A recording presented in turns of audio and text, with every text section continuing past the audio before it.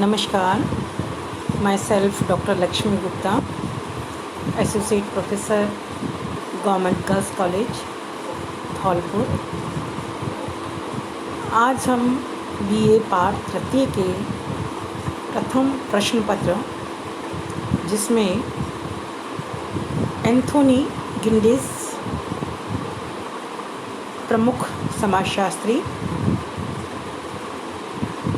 आपके जीवन चित्रण और आपकी प्रमुख रचनाएं कौन कौन सी हैं आदि के विषय में चर्चा करेंगे।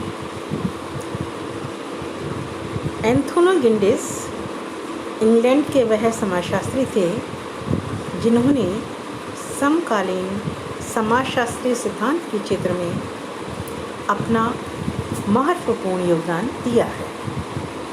आपका जन्म 8 जनवरी 1938 में उत्तरी लंदन में हुआ। आपकी प्रारंभिक शिक्षा मिशेंदन स्कूल में हुई।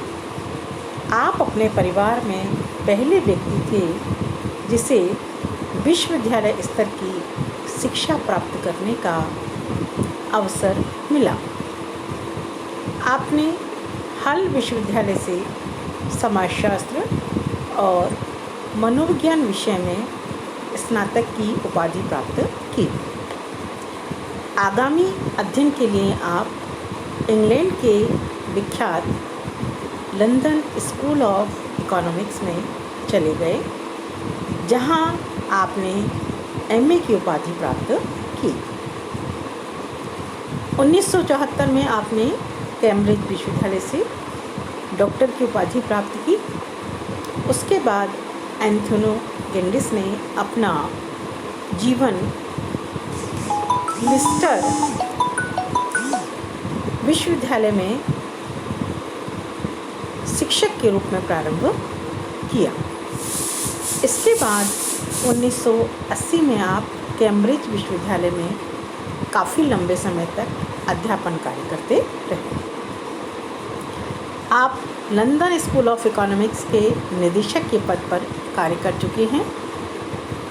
वर्तमान में आप क्वींस कॉलेज कैम्ब्रिज में लाइफ फेलो हैं।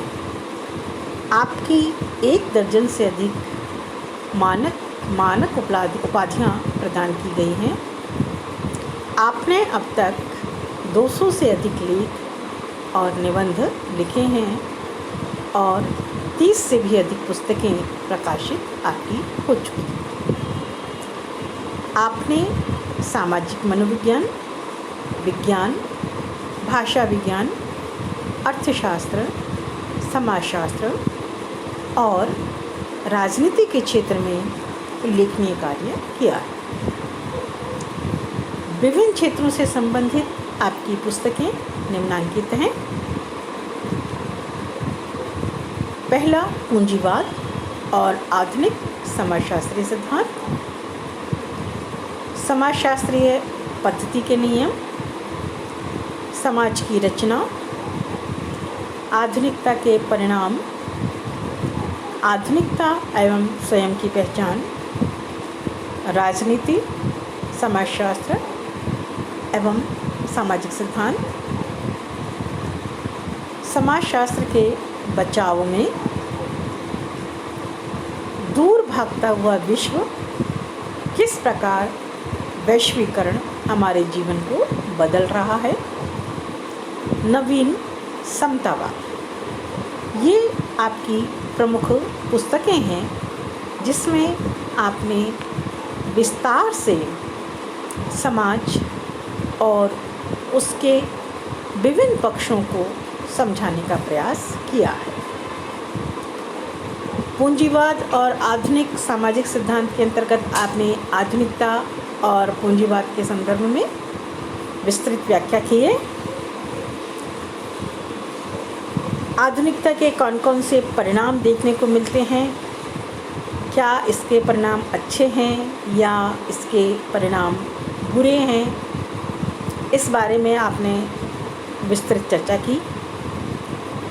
दूर भागता विश्व, किस प्रकार वैश्वीकरण हमारे जीवन को बदल रहा है,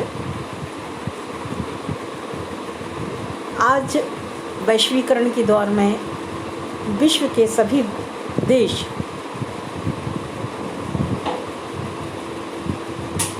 एक से एक कंधा मिलाकर खड़े हुए हैं और यह वैश्वीकरण क्या हमारे जीवन को अच्छी दिशा की और पॉजिटिव दिशा की ओर ले जा रहा है या नेगेटिव दिशा की ओर ले जा रहा है, इसके बारे में आपने विस्तृत तौर पर अपने सिद्धांतों में बताने का प्रयास किया है।